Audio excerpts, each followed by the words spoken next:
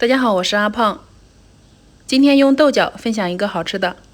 首先准备一把豆角，先用清水洗干净，水烧开，加入盐和食用油，再把豆角下进来，焯水约2分钟，再用漏勺把它控水捞出，然后放到凉水里面泡一泡，这样豆角的颜色会更翠绿。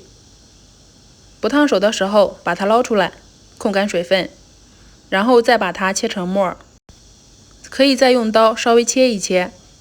切好之后装入到大碗中。接下来准备1小根胡萝卜，先用擦丝器把它擦成细丝，然后再切成胡萝卜末。切好之后和豆角放一起。现在向里面加入1小勺食用碱，约1克左右，搅拌均匀，这样做出来豆角颜色翠绿。接下来开始调味，加入盐13香，1把虾皮，戴上手套抓一抓，抓出水分，再打入2颗鸡蛋，先把鸡蛋搅散。搅好之后向里面加入1勺土豆淀粉，然后再加入3勺面粉。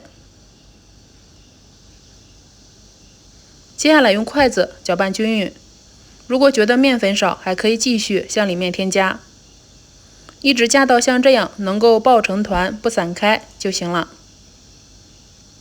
然后在掌心里面抹上一点食用油，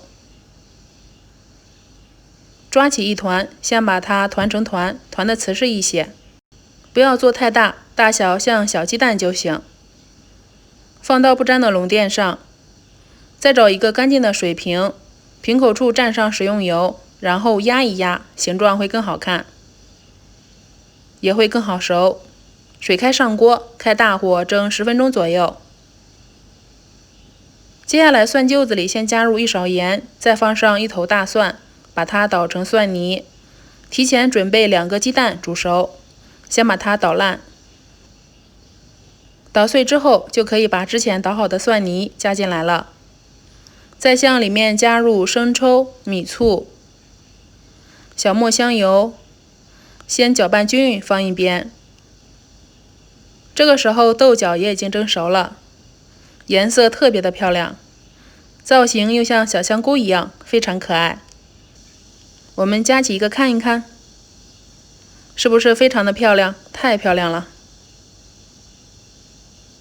吃的时候可以配上蒜泥鸡蛋汁，或者是你喜欢吃的蘸汁都行，简直是太爽了，清爽不油腻。喜欢的话就试试吧，喜欢我的视频就关注我吧，谢谢。